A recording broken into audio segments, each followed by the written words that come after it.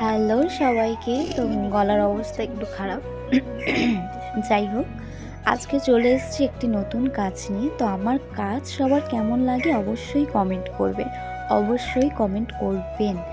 তো ওই টবটা অনেক দিন ধরেই পড়ে ছিল। তো আমার টবগুলো সব রং করে নিয়েছিলাম। তো বাপি বলছিল, তোর গাছের টবগুলো তো সব রং করে নিলি, তো আমার টবটা কেন রং করছিস না? তো এই গাছটা নিয়েছিলাম পাটুলি থেকে। এই গাছটা না একটা খুব সুন্দর পিঙ্ক কালারের জবা ফুল ফুটে, ছোট ছোট মিনি জবা। বাট এই গাছটাকে কি অ্যাকচুয়ালি বলে জানি না, এমনি জবা ফুল এটা, বাট অন্য রকম জবা ফুল। অন্য ভিডিওতে আমি এই গাছটার ফুলটা দেখাবো, খুবই সুন্দর। আমার অন্য ভিডিওতে এই গাছটার ফুল ক্লিক করে রাখা আছে, সেই ভিডিওটা আমি পরে অন্যদিন কোনো দিন আপলোড করব। আমার ড্রয়িং করতে ভীষণ ভালো লাগে, আমার আঁকতে ভীষণ ভালো লাগে। কেননা আমি জানি না কেন, আমি ছোট থেকে সেরকমভাবে কোনো দিন আঁকা শিখিনি। আমার পুরোটাই অ্যাকচুয়ালি দেখে দেখে করা।